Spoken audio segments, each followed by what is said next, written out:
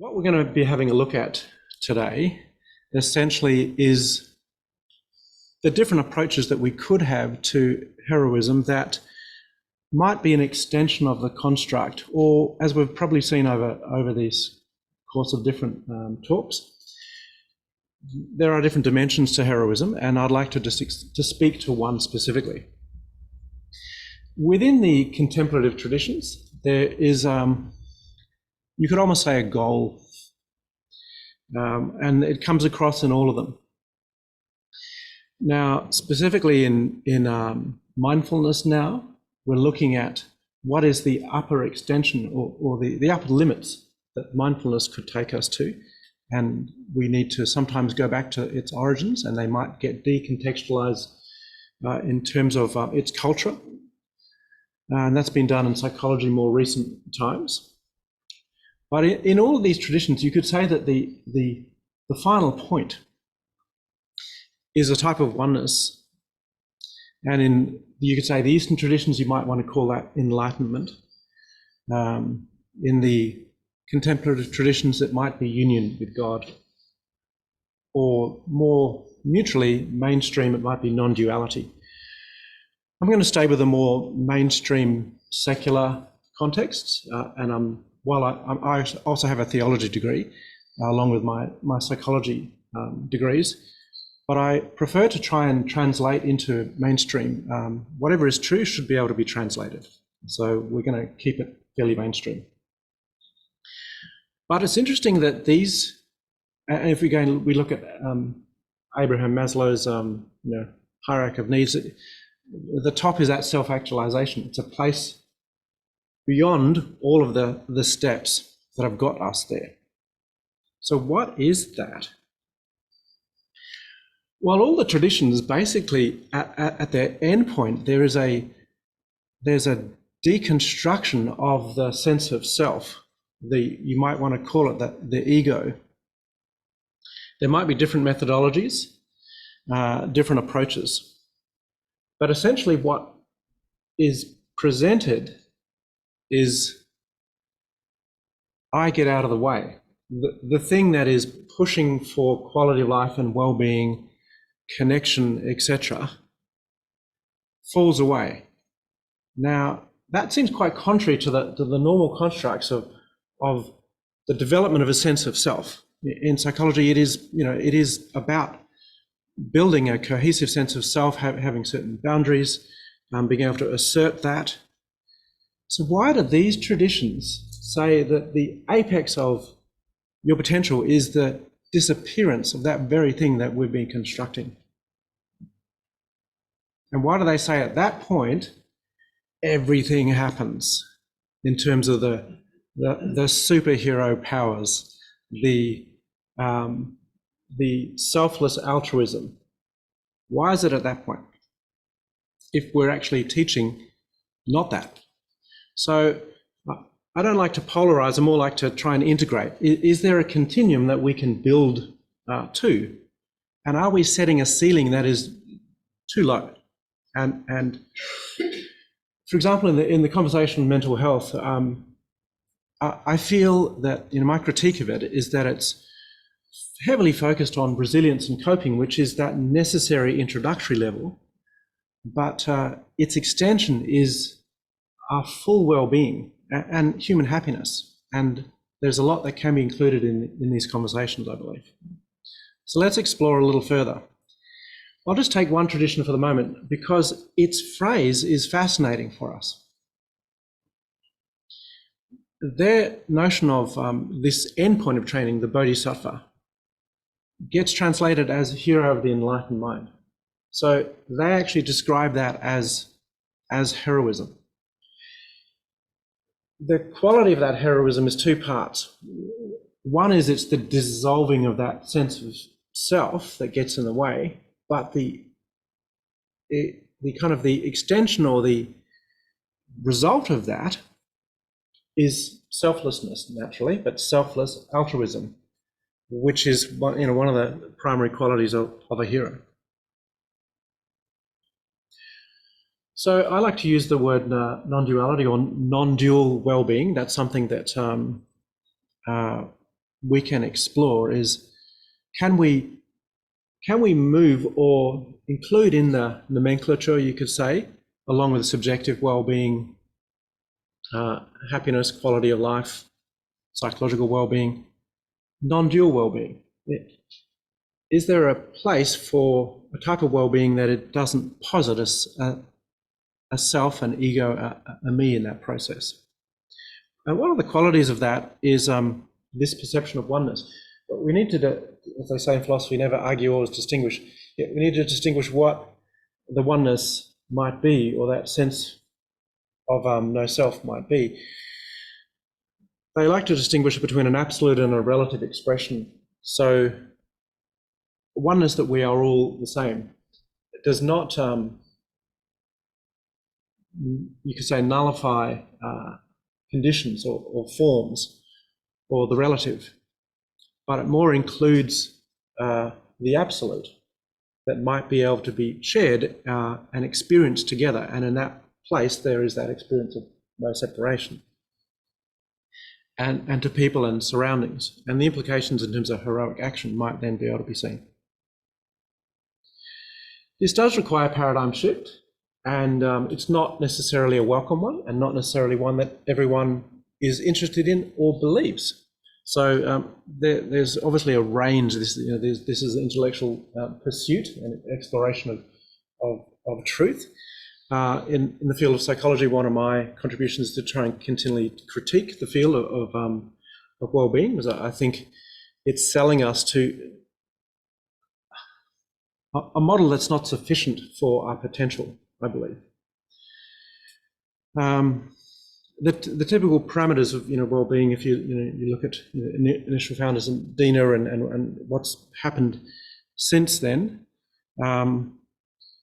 includes the role of affect, positive affect, reduction of negative affect, a range of, you could say, constructive cognitive processes that do include a sense of meaning, and also that your life conditions are working. Some of the major ones: relationships, work, money, health, leisure.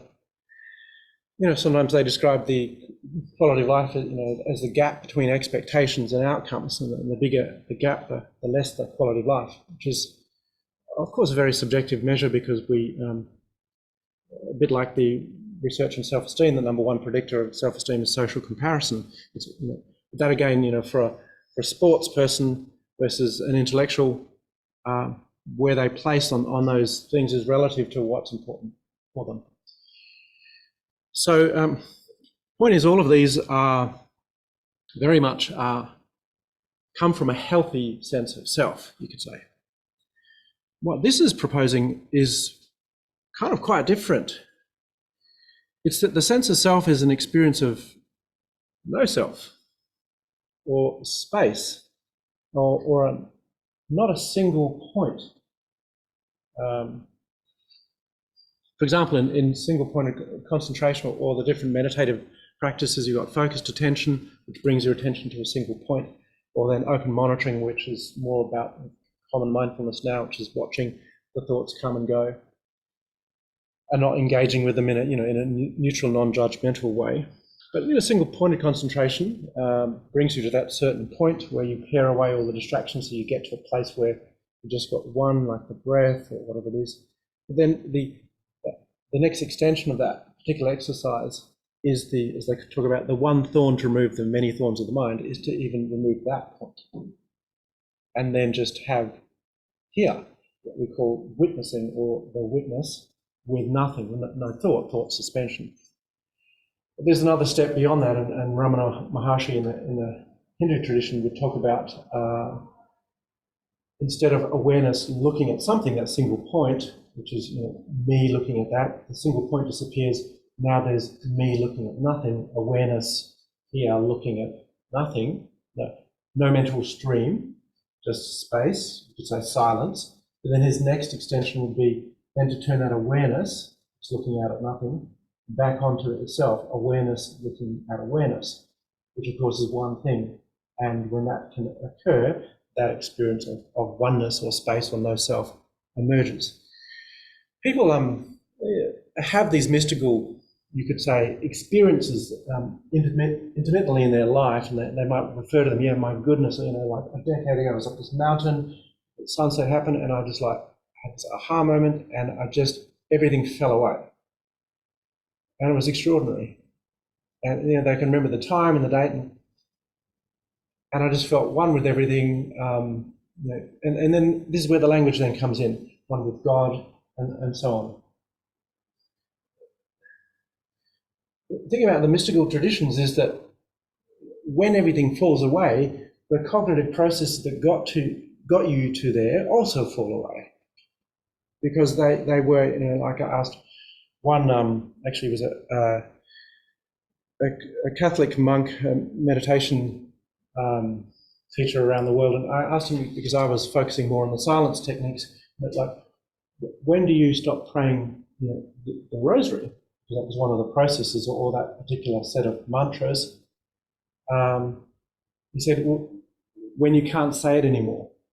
In other words, when it's done its job and everything stops, there's no point holding on to the thing that got you there.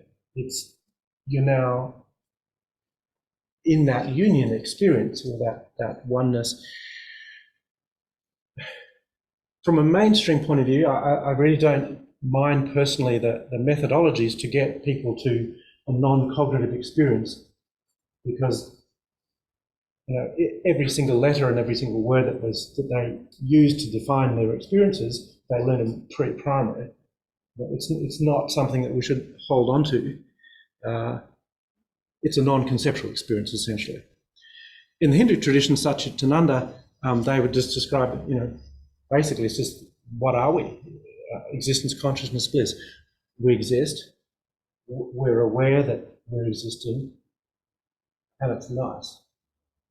Or in other words, it's the natural default state is really lovely to be here as a human, and I know I exist, a bit like cogito ergo sum, which probably was what je crois, je pense. I think therefore je suis. Even that gets translated as I think therefore I am, but there's more a sense. It's actually not just language based or cognitively based. There's the experiencing. What you then say about that, you then have to import cognitive constructs from your traditions. But one of the nice consequences, and even in the Christian tradition, you'll know they are Christians by their love. And one of the fruits of the Spirit, if you like, here, when all of this stuff falls away, one of the consequences is a natural, effortless altruism. And again, efforting is something that they've looked at in the mindfulness work with some great studies. And now neuroscience is coming to our aid with looking at different meditation practices, you could say, and the more advanced, quite advanced people, they looked at the parts of the brain, they found that their concentration areas were lighting up. They thought, okay, great, these tick, they're in the advanced stage. And there are other people where they weren't lighting up, but they're extremely advanced. It's like, well, how does this work? It was what they call curvilinear relationship with scales and the neuroscience results. And it's because they weren't exercising any effort anymore. They got to the place to where it was now just effortless just to be in silence and the beyond and one. One of the consequences of that is an interest, therefore not in self, in me and mine, a bit like, sometimes the consequences of being a multi-billionaire is altruism. So I have so much, what can I do to those that don't? Again, if there's no self-preoccupation, then and no need in a sense, then the self can be interested in, or that which is here can be interested in what might need something. It's a sort of a natural, effortless interest versus, again, in the Tibetan tradition, they talk about relative bodhicitta and then absolute bodhicitta. Relative is literally trying to be good, trying to be kind, trying to be selfless as your first practice, until it gets to the point where it's absolute bodhicitta, where it's now just effortless. And you actually just see that there's no separation between you and the other and there's an interest in that progression to being able to make that difference. So there are some really nice outcomes of this work. And perhaps if we could just look at how to translate this so that it doesn't have to be left in its initial traditions, because, you know, if it's right, it should be able to get some translation. We could say that it can result in someone who can function quite easily or effortlessly across those 5, you know, quality of life areas: relationships, work, money, health, leisure. Because a lot of the things that go wrong in these areas are mental, you could say. They're cognitive limitations, lack of virtue. When all those things become less relevant, then those areas can work much better. They're more happy, you could say, uninterrupted well-being as a result. And as I said, the natural generosity. Now, Google is kind of interested in mindfulness now and has some interesting results. It created its own program, Search Inside Yourself, pretty clever. It's actually the #1 program at Google now, or has been. And obviously, every methodology within the capitalist processes can get hijacked for, you know, improving the KPIs. People are less, and this is what happens. People are less distracted, more, you know, able to attend more. They will produce more. So, but this is genuinely making a difference for people's overall well-being. The traditional markers at an introductory level of well-being are these things: this increase in positive affect, reduction in the negative affect, ability to actually, when crises or problems occur, that ability to be able to, you know, step back, that decentering, that neutral, non-judgmental awareness, watching thoughts as passing mental events, or I am having the thought that ... versus I'm simply thinking it. Well, all these things have that capacity to be able to help in self-regulation, and of course people tend to get on better. Neuroscience definitely much more engaged in this area. The default mode network again lights up when we are circling and ruminating about things in a needless way versus in an intentional problem-solving way. There's reductions there, and the capacity basically for people to be able to step back and observe physical pain. And literally, there's so many studies now, increased tolerance to pain simply because, you know, it's happening to the body versus it's happening to me. That separation in mindfulness-based pain management between the stimulus of the pain and the actual psychological response to that pain is what we call enormous pain compound. And if you separate that compound into the 2 elements, the physical stimulus, perhaps one can't manage, but the psychological response of resistance to that physical stimulus is where all the change can occur. And when that drops away with no self, then the overall pain load drops dramatically. So there's some consequences here. And of course, the extension. So there is now a smaller group of people that you work with, but increasingly studies are occurring, and this is something that, you know, you can explore.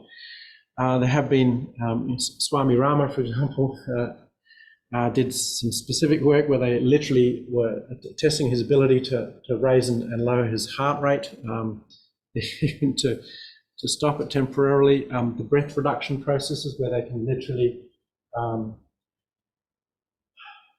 get to that place where it's only, you know, 1 or 2 breaths. There have been other studies where they don't breathe at all, or they can suspend breath.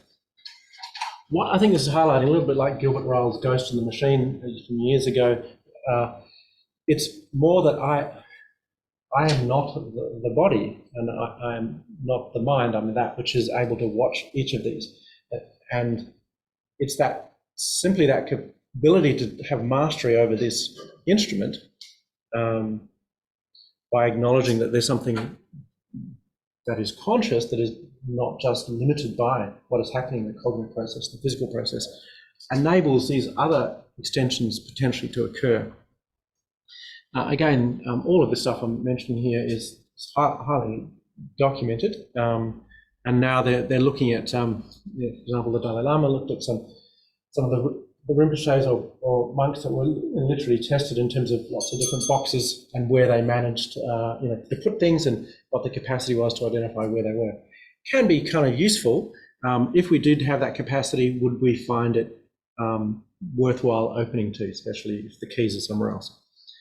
And for example, just that natural state, to finish off, there is some studies, fascinating ones. The 8 jhana states of Buddhism, for example, look at how to progress. And finally, if you're looking at how you stay in that blissful place, can you stay there and then have a capacity to be able to extend that into your quality of life areas in the world? So that's essentially where we are. And I think my recommendation essentially is that heroism science, the science of not just, how to be a hero, but essentially what is our potential. I think these are very relevant areas to explore. And so I think if you want to look any further, there's a couple of articles here that have all this research. I mean, each of these are at least probably a dozen pages of references on all of the studies that we've looked at. So that's it. Thank you very much.